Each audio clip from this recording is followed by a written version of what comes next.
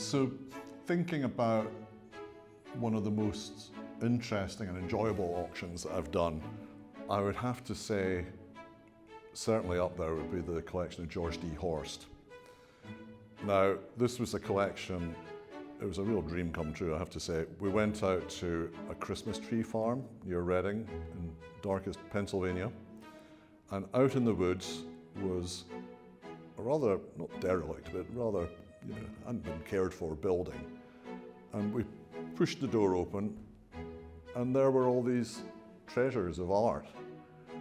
Corot's, Boudin's, Garber, Redfield, Benson, all sorts of things. Quite dusty, dead bugs everywhere, cobwebs. And it did feel a bit like going into the mummy's tomb, I have to say.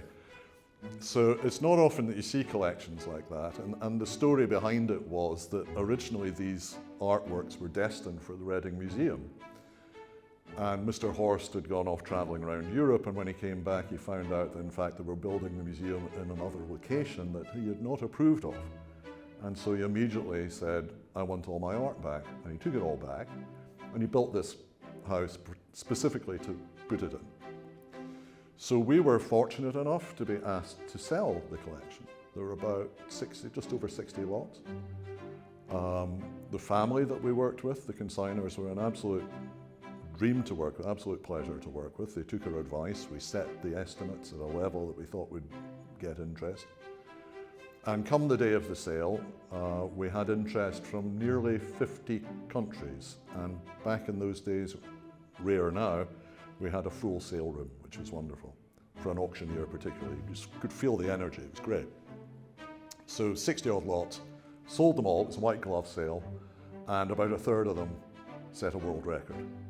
So that was pretty exciting. It's almost like the perfect game, really. It was such a joy to work on. The work was terrific. It was almost a perfect storm, really.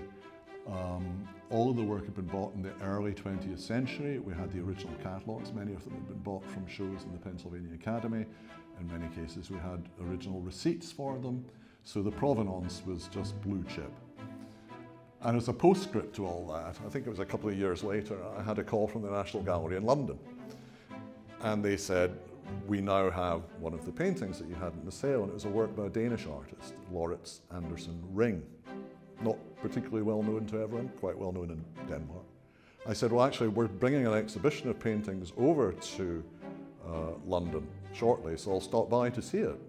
So when I went into the gallery, and we were about 5-10 minutes walk from there in Pall Mall, I went down to the Scandinavian section, Danish artist, 19th century. So I went down there and I couldn't see it, and I said to the guard, where is it? He said, well, actually it's upstairs. So I went upstairs, and there it was, hanging beside Seurat's The Bathers, Pissarro, Monet, etc., all the greats of Impressionism. And I thought, good for you, Lauritz, you finally made it. And it was such a pleasure seeing it in such elevated company.